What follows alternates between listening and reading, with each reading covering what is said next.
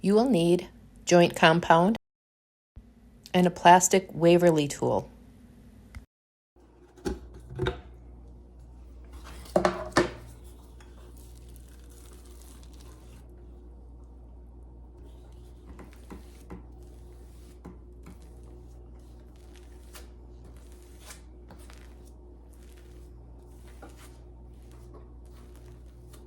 On a wall, I always start at the baseboard and I work up because of the way you pull the trowel. You just have an evener finish at the end because you don't have chop marks. If you're going down, you're kind of easing into your chop.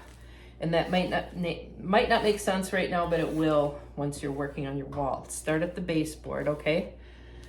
So,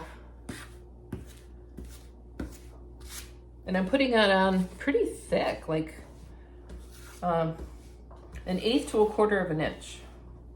Okay, so let's say this is the baseboard right here. You're gonna wanna start flicking it up, okay? And always have a trowel, a rag and a way to clean your trowel off, okay? Once you have some of them going up, then you can flip over to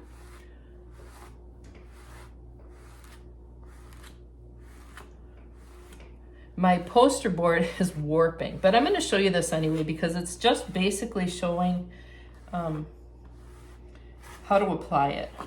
And then as you move up, up the wall, you'll just keep adding more and more product to it, and you'll just keep working your way up the wall. I work in areas about this big, then I move over, and I usually do a chalk line on one side, usually to the left, that shows a level mark so I can keep visualizing and having a straight line because you don't want to start making crooked lines, right? Okay, so I'll show you the next video clip. I'll show you the wall that I finished, okay, with all of this joint compound.